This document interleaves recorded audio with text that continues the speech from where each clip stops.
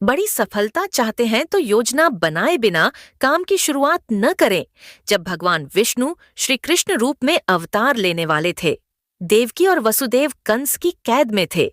कंस ने देवकी वसुदेव की 6 संतानों का वध कर दिया था।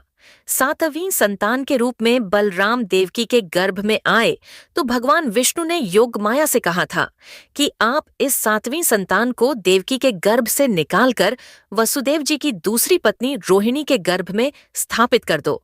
इसके बाद कंस को ये सूचना दी जाएगी कि 7वां गर्भ गिर गया है। योगमाया ने ऐसा ही किया। इसके बाद जब 8वीं संतान के जन्म का समय आया तो भगवान ने योगमाया से कहा कि अब मेरे अवतार लेने का समय आ गया है। जब मेरे अवतार का जन्म होगा, ठीक उसी समय आप गोकुल में यशोदा के गर्भ से जन्म लेना। वसुदेव जी कंस के कारागार से निकालकर मुझे गोकुल पहुंचाएंगे और आपको लेकर कंस के कारागार में आ जाएंगे। जब कंस 8वीं संतान को मारने के लिए आएगा, तब आप मुक्त हो जाना। भगवान ने जो योजना बनाई थी, उसी के अनुसार श्री कृष्ण का अवतार हो गया। कथा की सीख। इस कथा में भगवान ने संदेश दिया है कि जब भी कोई काम करना हो तो उसकी योजना जरूर बनाए। योजना अच्छी होगी तो सफलता जरूर में ऐसे काम न करे जिनकी वजह से गलत लोगों की ताकत बढ़ती। बालकृष्ण माखन चोरी की लीला कर रहे थे। गोकुल के इस वजह से काफी परेशान थे। एक दिन गांव के नंद बाबा और यशोदा के पास पहुंचे और कान्हा की शिकायत करने लगे। नंद बाबा ने कृष्ण से पूछा कि तुम माखन चोरी क्यों करते हो, जबकि हमारे घर में तो बहुत माखन है। कृष्ण ने कहा कि आप लोग मेहनत से दूध, दही, घी, माखन तैयार करते हैं और फिर ये चीजें कर के रूप में दुष्ट कंस को दे देते हैं और इस वजह से गांव के बच्चों को माखन नहीं मिलता है। आपके इस काम से कंस की ताकत लगातार बढ़ रही है। अगर आप कंस को कर देना नहीं रोकेंगे तो मैं तोड़फोड़ करता रहूंगा ताकि ये माखन कंस के पास न पहुंचे और गांव के बच्चों को मिल सके। कथा की सीख। इस कथा में श्री कृष्ण ने संदेश दिया है कि हमें ऐसे काम नहीं करना चाहिए जिनकी वजह से गलत लोगों की ताकत बढ़ती है। जब कोई झूठा आरोप लगे तो धैर्य न छोड़ें। द्वारका में एक सूर्य भक्त था, सत्राजित। उसे सूर्यदेव ने स्यमंतक नाम की चमत्कारी मणि दी थी। ये मणि रोज 20 तोला सोना उगलती थी। एक दिन श्री कृष्ण ने सत्राजित से कहा कि आप ये मणि राजकोष में देंगे तो इससे मिले धन से प्रजा की अच्छी देखभाल हो सकेगी। सत्राजित ने श्री कृष्ण को मणि देने से मना कर दिया। इस घटना के कुछ दिन बाद सत्राजित के भाई प्रसेनजित ने मणि चुरा ली। प्रसेनजित मणि लेकर जंगल में भाग गया। जंगल में एक शेर ने प्रसेनजित को मार दिया और खा गया। मणि जंगल में ही गिर गई।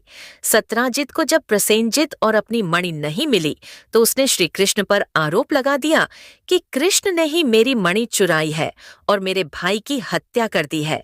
श्री कृष्ण पर चोरी और हत्या का कलंक लग गया।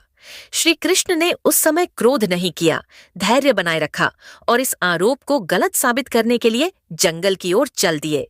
जंगल में श्री कृष्ण को शेर के पैरों के निशान दिखे और निशान के पास हड्डियों का ढेर दिखा। श्री कृष्ण समझ गए कि प्रसेनजित को शेर ने मार दिया है और मणि यहीं कहीं गिर गई है। श्री कृष्ण मणि खोजते हुए एक गुफा में पहुंच गए। गुफा में जामवंत रहते थे। श्री कृष्ण ने मणि मांगी तो जामवंत नहीं दी। इसके बाद दोनों का युद्ध हुआ। युद्ध में श्री कृष्ण जीत गए। जामवंत समझ गए कि ये भगवान श्री राम के ही अवतार हैं। इसके बाद जामवंत ने मणि श्री कृष्ण को दे दी और अपनी पुत्री जामवंती का विवाह भी भगवान के साथ कर दिया। द्वारका लौटकर श्री कृष्ण ने वह मणि जामवंत से लेकर सत्राजित को दे दी और पूरी सच्चाई बता दी। सत्राजित को अपनी गलती पर बहुत पछतावा हुआ। कथा की सीख। हमारे ऊपर जब भी झूठे आरोप लगे तो हमें धैर्य नहीं छोड़ना चाहिए, बल्कि शांति से पूरी बात समझें और आरोपों को झूठा साबित करें। कभी भी अपने बल पर घमंड न करें और दूसरों को कमजोर न समझें। महाभारत युद्ध में अर्जुन और कर्ण आमने सामने थे। दोनों दिव्य अस्त्र शस्त्रों से लड़ रहे थे। जब जब अर्जुन के तीर के कर्ण के रथ पर लग रहे थे तो कर्ण का रथ बहुत पीछे खिसक रहा था। दूसरी ओर जब जब कर्ण के तीर अर्जुन के रथ पर लगते तो उसका रथ थोड़ा सा ही पीछे खिसकता था। ये देखकर अर्जुन को घमंड हो गया कि उसके बाणों में ज्यादा शक्ति है। अर्जुन ने ये बात श्री कृष्ण से कही तो भगवान ने कहा कि तुम्हारे बाणों से ज्यादा शक्ति कर्ण के बाणों में है। भगवान की बात सुनकर अर्जुन ने कहा कि यह कैसे संभव है? मेरा रथ तो थोड़ा सा ही पीछे खिसक रहा है। श्री कृष्ण ने कहा कि तुम्हारे रथ पर मैं स्वयं बैठा हूँ। ऊपर ध्वजा पर हनुमान जी विराजित हैं। तुम्हारे रथ के पहिए को शेषनाग ने थाम रखा है। इतना होने के बाद भी कर्ण के बाण के ये रथ पीछे खिसक रहा है, तो इसका मतलब यही है कि उसके बाणों में ज्यादा शक्ति है। ये बात सुनकर अर्जुन को अपनी गलती का एहसास हो गया और उसका घमंड टूट गया। कथा की सीख। इस कथा में श्री कृष्ण ने अर्जुन को सीख दी है कि कभी अपनी शक्ति का घमंड न करें और शत्रु को कमजोर न समझें।